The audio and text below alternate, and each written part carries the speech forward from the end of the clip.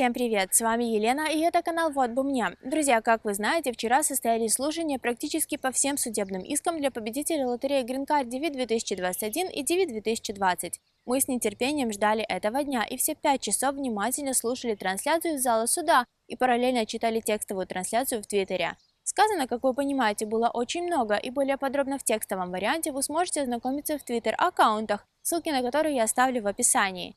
Записи там на английском, но вы, конечно же, можете вставить их в переводчик и перевести на необходимый для вас язык. А если установите приложение, то перевести можно будет сразу в приложении. Повтор трансляции в YouTube на данный момент недоступен, но если он появится, я обязательно добавлю и эту ссылку в описании. А сейчас давайте коротко пройдемся по самым важным моментам вчерашнего дня. Для того, чтобы как можно больше людей увидело это важное видео, обязательно поставьте лайк и оставьте свой комментарий. Итак, поехали! Хороший момент. Государственные ответчики, на наш взгляд, подготовлены были недостаточно хорошо, и все, что они делали по большей части, это постоянно ссылались на COVID, а в промежутках между перекладыванием всех проблем на пандемию путались в своих же показаниях. Кроме того, очень долго пытались отстоять законность нулевой активности и необработки дел во время прокламации шенгенских банов, интерпретируя запрет на въезд как в целом и запрет выдачи виз. Но кажется, в этом вопросе остались с носом, так как адвокаты, ссылаясь на статуты и документы, четко объяснили, что прокламации по своему определению должны были касаться только физического въезда в страну, но никак не выдачи виз. Еще одним хорошим моментом также было и то, что судья Мехта порой давил на государственных ответчиков не меньше наших адвокатов и сам задавал множество вопросов, на которых ответчики сыпались, путались и не могли предоставить необходимые документы. И это просто отлично, потому что, на наш взгляд, первая половина заседания проходила довольно вяло, и наши адвокаты как будто работали не на полную мощность. Хотя под конец, конечно, разогрелись и подняли большинство волнующих вопросов. Несмотря на то, что судья уже 100% был полностью осведомлен о нашей ситуации и читал всю документацию по всем искам, очень важно, что на слушаниях поднялись все эти вопросы еще раз. Говорили и о том, что даже после отмены прокламации консульский центр и посольство совсем не обрабатывали заявки и в целом обсуждали незаконность прокламации и так называемого многоуровневого подхода по приоритизации выдачи виз.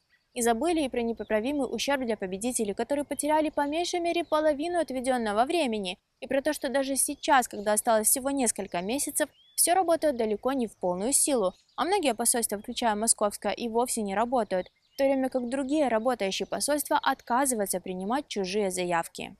К общему знаменателю адвокаты и СТО государственные ответчики, конечно же, не пришли, но вторые согласились с тем, что бэклог существует и он очень большой. Их предложение – постараться успеть обработать всех тех, у кого уже проверены документы, а остальным зарезервировать визы.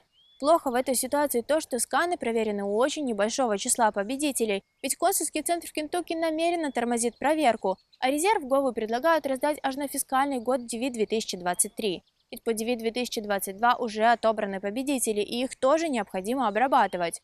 Что при этом случится с DV 2023, будут ее проводить или будут отменять, пока не совсем ясно.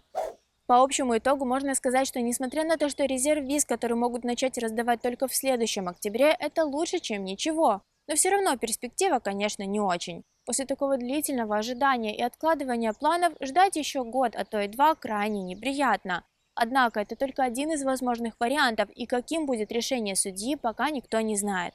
Как быстро он его озвучит, тоже не ясно, но если судить по прошлогодним судебным заседаниям, тянуть Мехта долго не будет, и постановление может выкатить уже в ближайшие недели.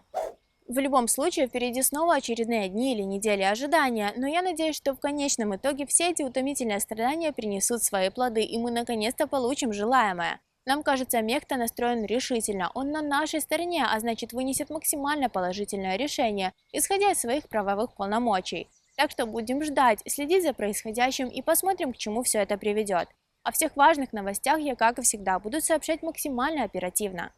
Кстати, друзья, кто вчера следил за трансляцией и вынес для себя какие-то важные моменты, о которых мы не сказали, обязательно пишите в комментариях. Делитесь своим мнением и впечатлениями и давайте поддерживать друг друга. На сегодня все. Если информация была полезной и познавательной, поддержите наш проект. Подпишитесь на канал, подключите уведомления, поставьте лайк и поделитесь этим видео с друзьями. А если у вас остались вопросы к нам, смело задавайте их в комментариях. Каждую неделю мы делимся полезным контентом, так что зовите друзей и оставайтесь с нами.